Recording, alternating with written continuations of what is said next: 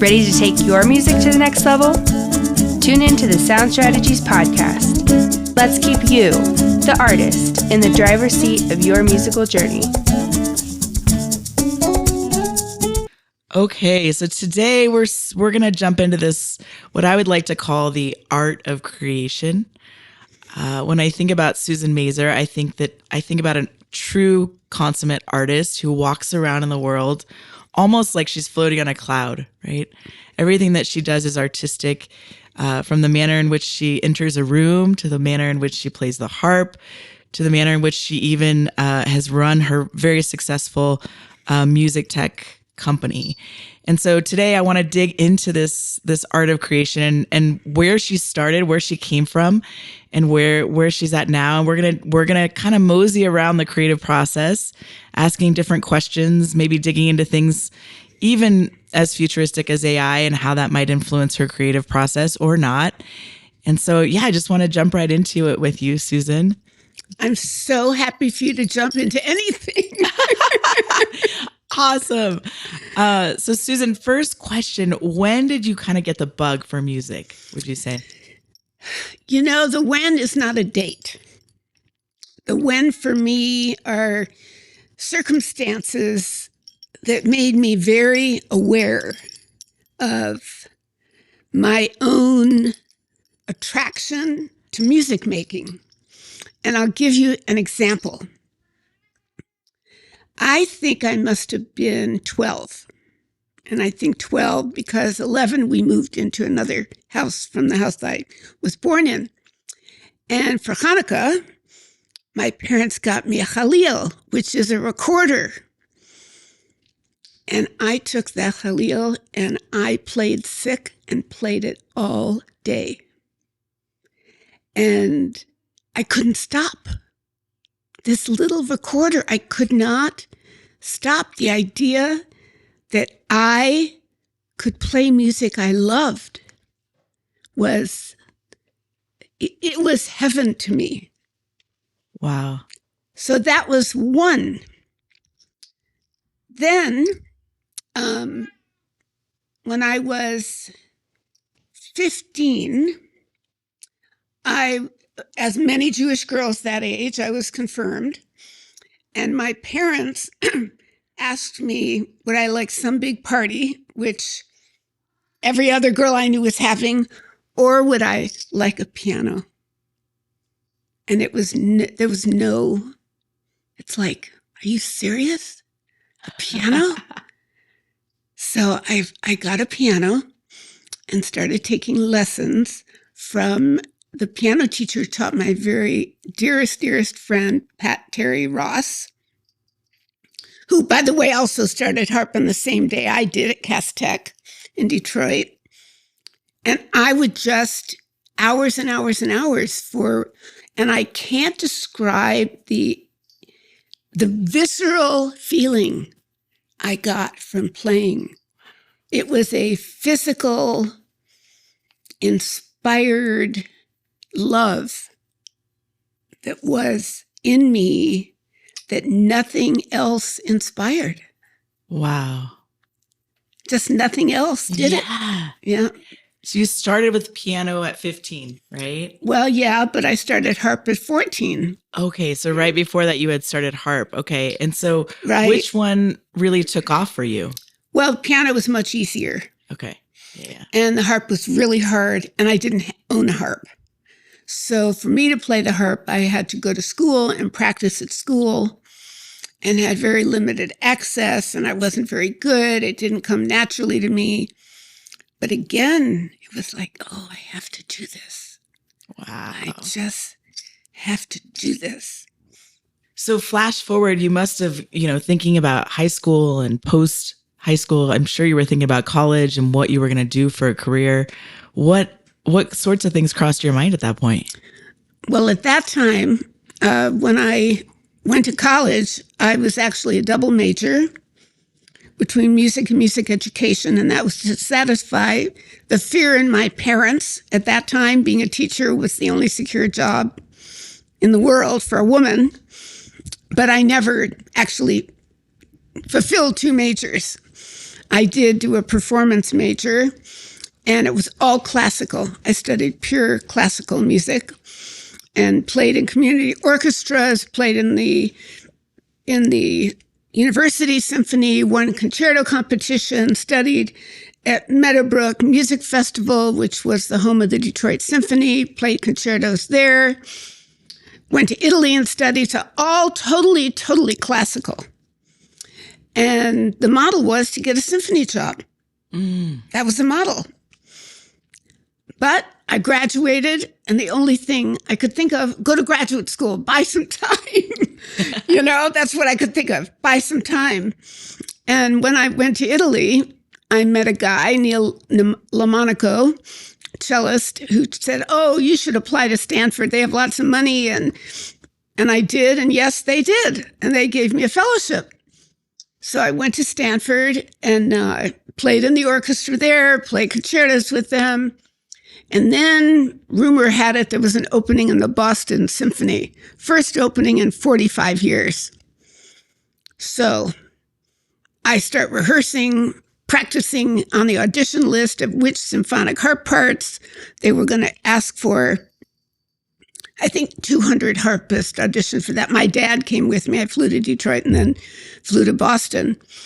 And the harpist who got that job, she was there 50 years. Wow. So think about that. In almost 100 years, 2 harpists got gigs. Wow. So that was very discouraging.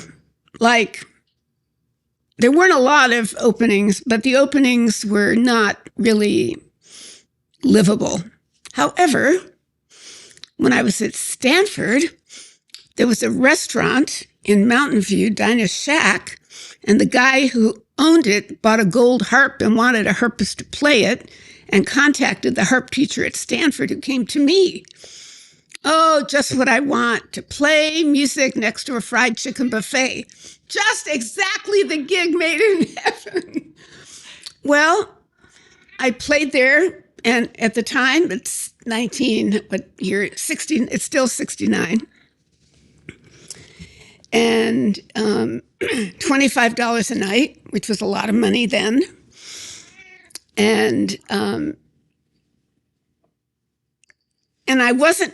really sucked at it, Like, she gave me all these piano and voice arrangements of pop tunes, and I didn't like the tunes, I didn't like the arrangements, I didn't like anything. Then I was living in a law school dorm with all these guys, and one of the guys I'd befriended, he'd play air guitar in his room, just have his guitar playing along with the Beatles. And he came to hear me play, and he said to me, by the way, he doesn't remember this at all. He said to me, "Susan, do something with that chord." That changed my life. Then I started jamming. Then I began to improvise. Then I got rid of all that music and hand wrote lead sheets. That was totally life-changing. And then I started thinking about, well, what do I love to do? Well, I love to play for my friends and in a much more personal setting. So from Stanford, I moved to San Francisco, and my first gig was at the Sheraton Palace on Market Street. And then I was there 3.5 months, and they discontinued entertainment. I was out of work for 3 months, which I thought was forever. Yeah. And then I played at the Ben Jonson and the Cannery for 10 years. And from there, I got booked at Harrah's in Lake Tahoe for 15 years. So I did other gigs. If I got called to play some cocktail party or something, I could do it on the nights I wasn't working. But I had such steady work. And because I had such steady work, now all musicians they don't always like that kind of gig. They kind of go crazy at a gig. I used it to really polish my art, polish my craft. Interesting. So hotel gigs, I mean, we're in Reno, Nevada, right? Mm-hmm. Which is basically like the younger brother to Las Vegas. So we have plenty of casinos here. And every time that I've ever gone to a show there, it's been covers, essentially, right? So we all know that musicians get steady work there, but it sounds like you weren't doing covers. I did not start playing original music till, I'd say, the last 2 years I was at Harris. Okay. And who gave you permission to do that? I didn't ask. They never told me what to play. Ever. I've never been told what to play. But if you're going to play a cover tune, which for those of you who may not know what it is, it's a piece that someone else wrote, make it amazing. And I play the harp. Nobody writes for the harp. Interesting. So I loved it because I did very original arrangements and I got to play anything I wanted. Wow. Michael Jackson and Elton John and the Beatles. And I mean, I could do.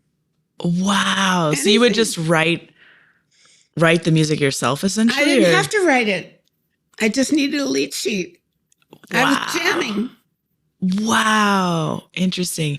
So when you were jamming, tell me like when you're sort of in the box, if people who produce call it in the box, but when you're just you and the harp, right? And Like you're in the creative zone. In the creative zone. Mm-hmm. What you mentioned earlier that you had started improvising, right? So if you had, say, a lead sheet for a Michael Jackson song, would you then play with it? Would you feel a certain way and change anything up, or you would just play it straight the way that the lead sheet read? Well, it depends on the tune.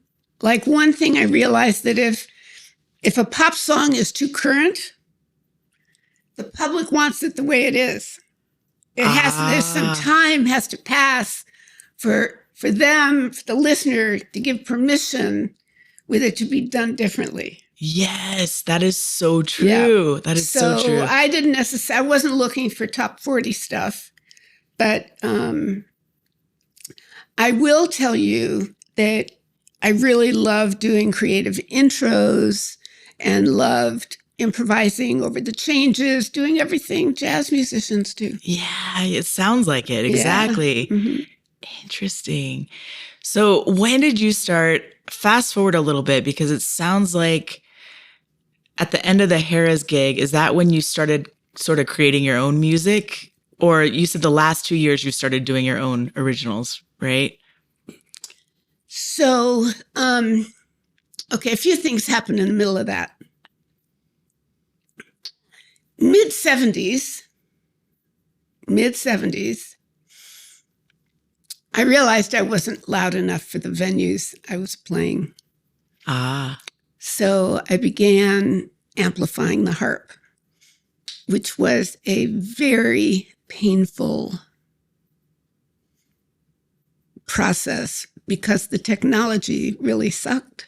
Yeah. So my beautiful, amazing harp could sound like a very cheap guitar.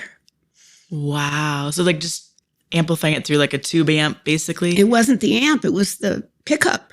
Oh. It was what kind of pickup would pick up this. So I didn't get the sound. I went through several. I think I started with a Barkus Berry, who's also to this day known for making pickups for different instruments. And then I went to a Seducer, which is a strip that I put on the inside, outside of the sounding board. That was warmer, but still tubby.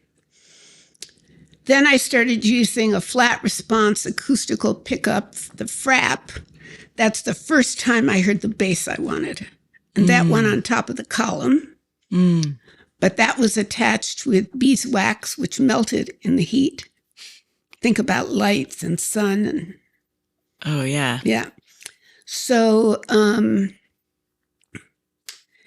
finally, 1996, I think, or 7, I worked with Lyon & Healy, harp manufacturer, and got the harp I have now, and worked with Ron Robinson, a local audiophile genius, who made me a custom preamp, which gave me my sound, the sound I wanted. Wow. So the harp company to this day, really abides by what the acoustic player wants. And that isn't what I wanted. I wanted the ideal sound if I could pick and choose, which is what you just heard. Yeah, interesting. Mm-hmm. Wow. So where do you go from there, right? So after, you finally get an amp that works for you, right? Or an amp set up with the right pickup and everything. Did your sound shift at all, or what happens? Every time I changed my sound, the music changed. Okay. Right? Because I'm responding to what I'm listening to. Yeah. So I went through my early years of effects addiction, chorus, digital delay. Think about all those great effects that came out. And it took me a while to kind of get back to a really good sound and use the effects as an effect, not as the main course. Yeah. Right? Yeah. And which every musician has this issue. Every single musician. Right. It's like a toy. It's like, oh, wow, look, I play this and it goes on forever. Yeah. So I got back, especially when I then landed inside jazz, which itself, the whole genre has fought acoustic or amplified. I mean, if you know jazz can be as conservative and strict as classical music. Yep. So for me, I felt I didn't have to abide by any rules because nobody thought I could do anything anyway. So amazing. Yeah. Amazing. Yeah. So when do you start writing? When does Dallas come into the picture and new age music? We'll go to about 1980, 81. And I think I wrote The Fire and the Rose in 83. That's my first original album. And Dallas and I met because that recording, The Fire and the Rose, was licensed to the same label he was on. Okay. What was the name of that label? Rising Sun Records, Marin County New Age label. And I wasn't sitting very neatly inside New Age. That I'm kind of an aggressive player, rhythmic player. And the whole New Age, at that time, the whole New Age model was just space music. Long, sustained beds of sound. You could just lay in the sound, and the harp is percussive. Pluck, pluck. Interesting, yeah. So, but when I heard Dallas's album, which Rising Sun, John Burnoff had given me a copy of Stellar Voyage, I was in heaven listening to it. Because Dallas's music was closer to mine, rhythmically complicated, melodic, just brilliant. So I had to meet him, and I did. And I still am with him. Yeah. In fact, on the 14th of July is our anniversary of the first day we played music together and met. Wow. That's a couple of days from now. That's right. It's really close. Wow. So we eventually, I had another flutist on The Fire and the Rose, and we took her off and put Dallas on, and then we recorded Inner Rhythms. I had a backer. And then we recorded The Still Point, which was a commission from Washoe Medical Center, which is now renowned. And then we recorded our fusion album, Summit, but that didn't come out for a while. We had to switch record company. It seemed that every time an album would come out and do well, the record company would go bankrupt. It was a story of our experience with the record every single time. So I think our last album that went through a record company was our Christmas album, Care for the Planet.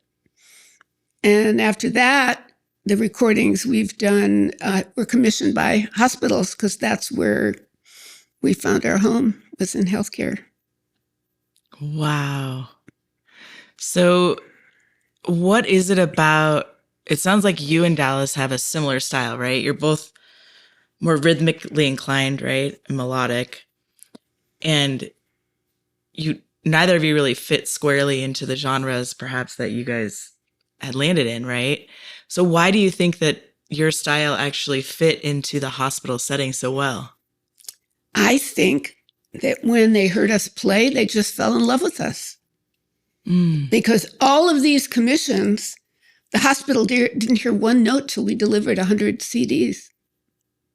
They didn't hear one note. They never asked us what we were going to play. They just needed music. They just trusted us, unconditionally trusted us. Wow. And they all loved what we did. It was all original. It was theirs. Yeah. Wow. So that then spins into this whole other thing, right? So now you're not just musicians, you're also, now you have this side business essentially, right? Well, but that's not all we did. Because we then eventually got a request. I had done workshops for nurses, and the question was, what are you going to do for my patient at 3 a.m? Because we were playing on units at the hospital. And I thought, well, that's a really good question, because the patient day is 24 hours. So we developed what was eventually named the CARE channel. CARE being an acronym for Continuous Ambient Relaxation Environment. And I had developed the concept of music as environmental design to create therapeutic space in that micro environment in which a patient recovers. Crazy. And this is all like evidence-based or what? All evidence-based. Wow. Now, was there any shift in your thinking? Like, you go from performing live, right, to being, recording these CDs for these hospitals. Was it any different for you? Or it was just all making this music that was original for you guys? And so was the creative process any different once you commercialized it in that way? I didn't feel very commercial. Ah, okay. I didn't feel commercial. I felt as free as I'd ever felt. And I didn't feel I was selling anything to anybody. They wanted it, and we delivered it. Wow. And to this day, I don't really feel, I think commercially, if you looked at kind of where are we as musicians, I couldn't argue with you if you said, well, you haven't really done very well for 30, 40 years together. And we don't know who you are. That's what somebody would say, and we don't know who you are. But the truth of it is, our music is heard by millions of people every day. Right. There's channels in over 1,100 hospitals. And when you look back to that audition that you had for that position with the Boston Symphony, do you have any regret about the last 50 years, right? Or the last 40 years? Not a minute. Interesting. I would have been a different person. Wow. I would have been a completely different person. I mean, surrendering to the music, egoless music, surrendering to the moment, being in the moment. I could never have done that playing with the symphony orchestra. Wow. So I assume everything happened. All that happened to me is all that could have happened. I really believe that. Yeah. Yeah, I think of that. I grew up in Orange County in the 90s, and we heard a lot of Garth Brooks in our house. So I just think about that song, Unanswered Prayers, that, I'm sure you probably studied so hard for that audition, right? And doesn't matter. It wasn't supposed to happen. Yeah. It's like, I look at everything we tried that never happened. It wasn't supposed to happen. But sometimes the experience of striving is the payoff itself. Yep. That's sort of like brings us full circle to this like whole idea of the art of creation, right? Is that the act of creating itself should be the payout, right? Well, I think today music is ubiquitous. It is everywhere. And it's so everywhere that most of the time we're unaware of it. Right? Yeah. That concept of lean back listening, right? Right. Well, it's even so the way our hearing works, if something is very constant, we just become desensitized to it. Yeah. So it's even worse than lean back listening. It's like falling asleep listening, essentially. You may be listening, but you can't hear anything. Yeah. So now they're using Spotify and using playlists that are demographically picked and created for the customer base of a restaurant or of a shopping mall. And what they do is they compress it so it's all the same volume. So you don't hear it dynamically. And one song runs into another. There's no silence. It's not music. It's just wallpaper. Which is tragic to me for the musicians who poured their hearts out to say, well, at least I'm on Spotify. Well, but on Spotify, if you're a real committed listener, you can find the music you love and intentionally listen to it. Yeah, that's right. And be aware that some human being created that. That's right. Yep. I think about today, I was trying to send some music over to a guy I had just met last night in Reno, and he moved here from the Bay Area maybe a year ago or so.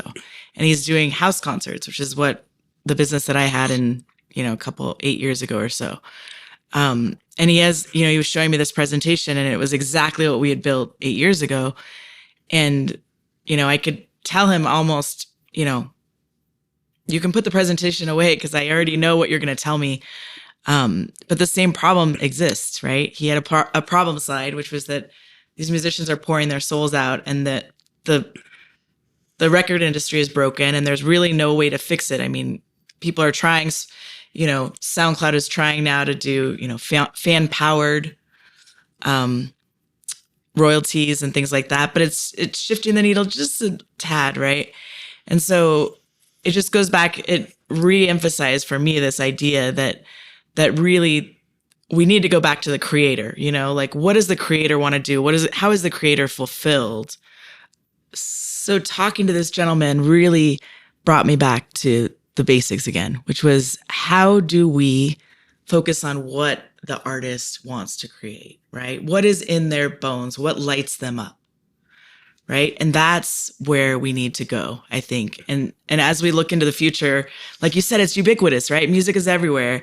AI, whether it's generative or not, is just creating more music, right? But how do we get the purest form of the art, right? And I think you just telling us in the last 30 minutes or so about your journey is such a good blueprint to follow, right? Because you just followed your body. You listened to your body and you moved where you could, you got opportunities, and then, you tried to change your sound, and then that changed the way you played and the way that you vibed with the instrument.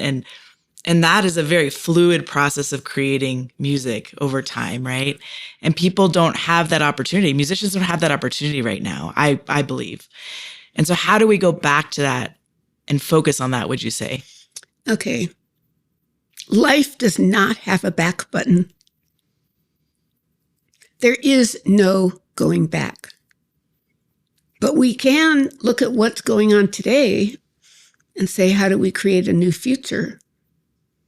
Yes. And what does that future look like, do you think? Well, I think there are opportunities. Let's just talk about house concerts, which my husband and I have been doing for the last 10 years. We added an extension to our living room, which became our studio.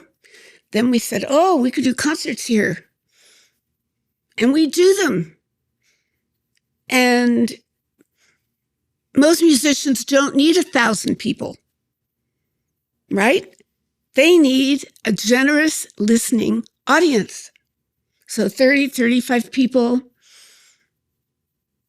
who listen to every single note is better than 10,000 people who are screaming at you can't hear a thing. So I think the community around the musician has to begin owning the artistic experience. It's the same thing with galleries, art galleries. Why does an artist have to wait for a gallery to decide to do an exhibit when someone with a great home could do an exhibit and bring the public in to look? I mean, we have it in our hands if we want it, but we've set up institutions. We've formalized it to the point that if it's not formal, it doesn't count. Well, I think that's bullshit. Sorry. I think it does not have to be so formal. It has to be close to the heart of your viewer or your listener. Really up front, close, and personal. Yeah. Which is what a house concert is. And I'm not negating big concerts. We certainly have played them. But the challenge then for a musician is to make every single person in the audience feel like you're talking right to them. And some do that and some can't do that. Yeah. So, I would say probably the majority cannot do that, right? Yeah, so if you're a local musician, build up your loyal following and then look to see who could sponsor a house concert. And we generally don't set any admission. We'll make a suggested donation, but people are generous because they know there's no gap between their dollar and the artist, right? Yep. It's not going anywhere else. It's going from that bucket right to the musician. Yep. That's right. But I think if the community itself doesn't fully own and care for the artists within enough to generate new artists, because young kids are inspired by musicians who are their neighbors. They're right up there next to me. You do that? Yep. Interesting. So now let's step back. So like there's two things. There's like the commercialization of the music, right? But the precursor to that is the creation, right?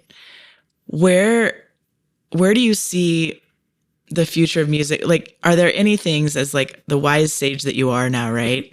In your 70s. God, yes. Right? What are there any things, any warning signs that you're like, okay, guys, you're going down this path. I think I might pull it back, or I might maybe redirect, or anything, because you just gave us a really positive example of how we could take ownership of sort of our local music, almost like a guild model, right? Almost like the Middle Ages. What I would say, and both my husband and I have said it to many young musicians who are, quote, self-taught. They got a guitar, they got a keyboard. Get a teacher. Learn your craft, master your craft, so that you have more in your bucket to pull when you're in that creative zone. Love that. So the advantage of being self-taught is you're self-taught. The disadvantage is you're self-taught. There's a limit to the self, Right. Right. It's almost like AI, right? There's a limit to the AI, right? That's right. And so artificial intelligence, we were talking about it earlier, AI pulls that from everything ever written anywhere. However, AI will not get us from Mozart to Brahms to Bartók to Stravinsky to Leonard Bernstein to John Williams AI can't do that. Yeah. AI can do a look-alike, a sound-alike.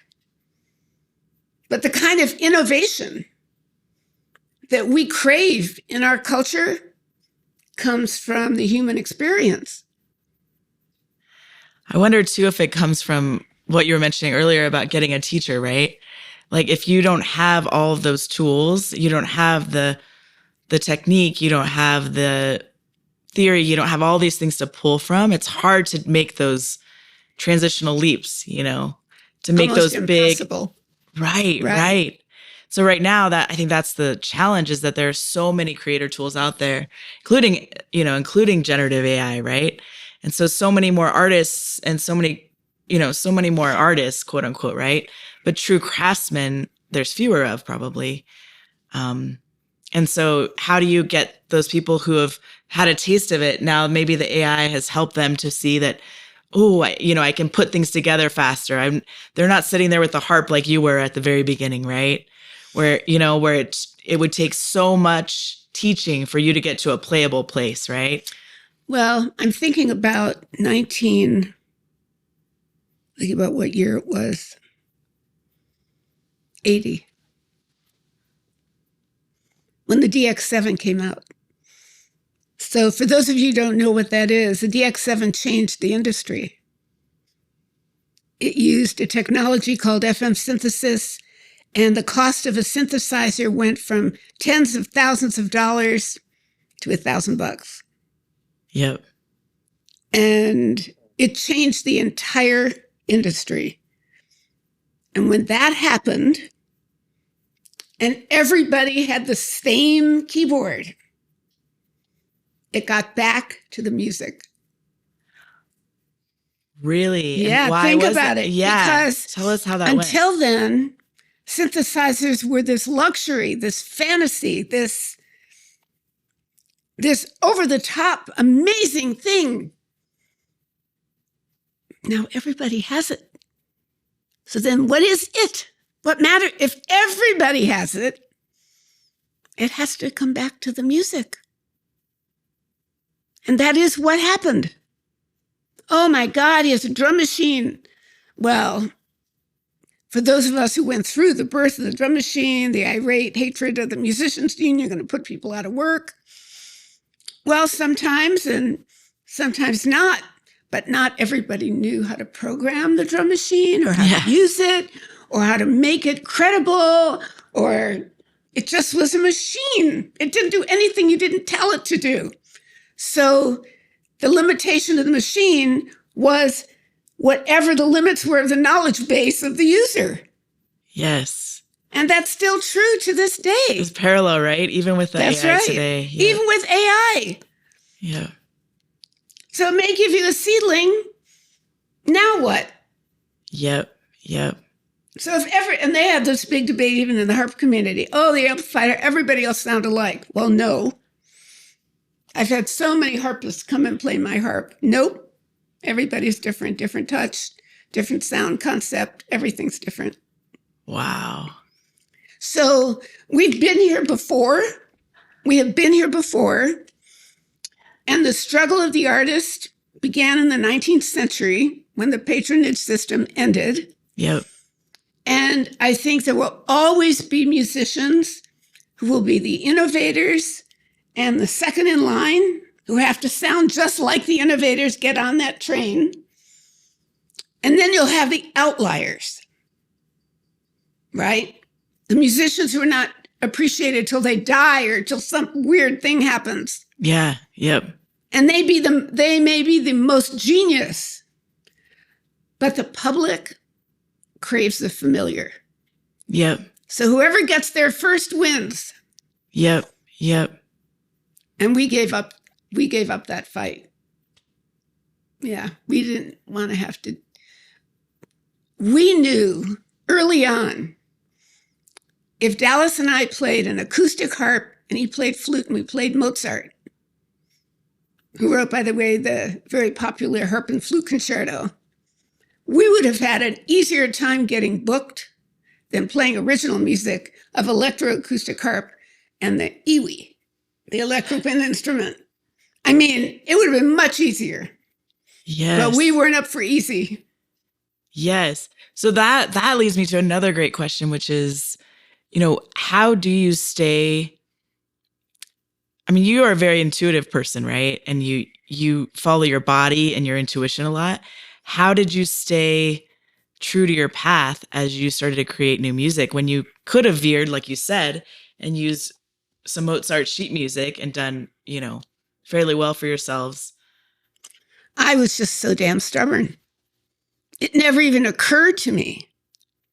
It was a look back when I said, well, it would have been easier. I was never going to do that. Wow. Ever, ever, ever, ever. And how about Dallas? He's on the same page with his Well, he instrument as still well? has his classical chops. He feels he hasn't really spent that yet. So when we were asked to do classical music when we did our first cruise ship gig, he was so excited he got to play the classical music he never played, and I just hated it. Wow. I didn't want to do it at all. So first concert, we played classical harp and flute stuff. Second concert, we played our own stuff. First concert, very polite applause. Second concert, standing ovation. It was real clear. The audience was so happy to hear something fresh and new and exciting. And wow. yeah. Wow. So how does that line up with your idea that the public wants something familiar, right? Why do you think that they were able to consume something new and fresh and exciting? Well, remember on the ship, you're kind of trapped, right? And they paid a lot of money to be there, and they trusted us. And if I would have given them the choice, they probably wouldn't have come. Right? But they showed up, and it was really embarrassing to get up and leave. So they stayed. It's like, how do you convince a kid to eat a food they've never eaten before? Yep. How do you do that? I mean, new music is as painful to try and feed to an audience as new food. It is. It is. Right. Yes. Wow. When you think of artists that have toured for like the last 30 years, do you guys think about like how painful it would be to go from city to city and knowing that that's how audiences are, right? And how they behave, and having to play your old music over and over again? We've played for Johnny Mathis, who's still gigging. I played for Sinatra, and we both played for Frank Sinatra Jr. And they both did songs that were familiar, but they had never done before. But all of them had to play the songs that made them famous. Even we worked with Ahmad Jamal, who just died in April at the age of 92. And what made him famous in 1958 was Poinciana. Every single concert, he had to play Poinciana. And then he recorded his last album. He did a completely different version of it. And we were so happy for him. Wow. It's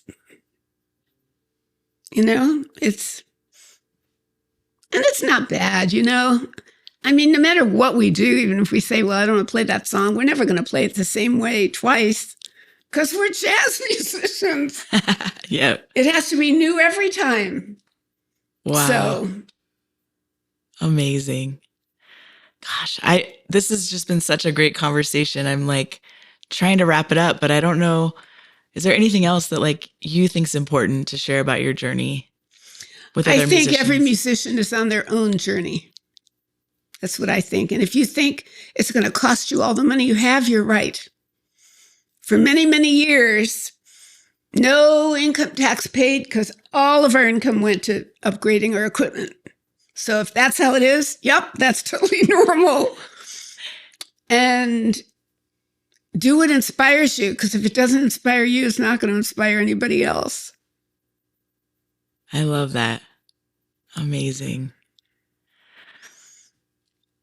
Okay, well, thank you for being with us today, Susan. This has just been delightful, and I'm so happy to be in your home studio. I can see your harps and their beautiful wood and the veneer on them, and I can hear you play before we had this interview, and I can hear your cat meowing the whole time, which is really precious too, trying to get your attention. So it's just an honor to be here, and thanks to Dallas, he's recording this in a professional manner so that we sound good. But yeah, thank you. Of course. Thank you.